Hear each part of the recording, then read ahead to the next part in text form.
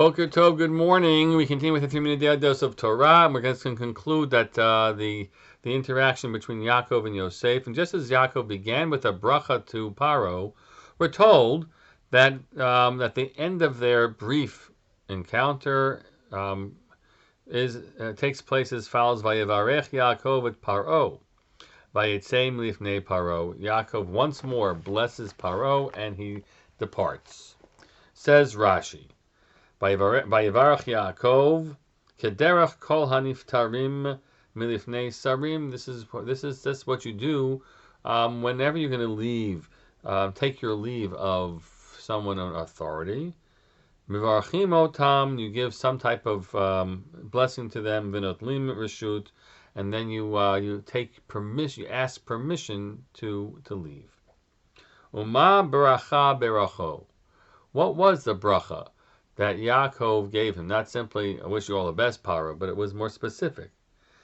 The bracha was, Sheya'aleh Nilos l'raglav, that the Nile River should rise up to his feet.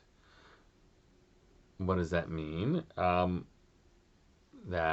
they're in the middle of a famine, and if the famine should somehow be broken by the rising waters of the Nile that will then flood over its banks and water the fields and create new crops. You know, Egypt does not, drink and rely on rainwater that's rather from the Nile itself, that it would come up and give them water. From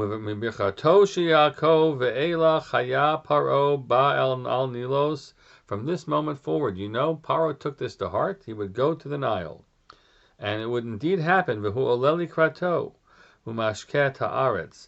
it would rise to him and water the land. And so I guess part of the issue is that the rest of Egypt would think that it's in Paro's merit that the waters would overflow and that people were benefiting, and somehow, wow, ooh, ah, look at this, Paro is the source of our blessings. But we're supposed to know it's only because Yaakov blessed Paro that this should happen, that it takes place. So we know the real truth.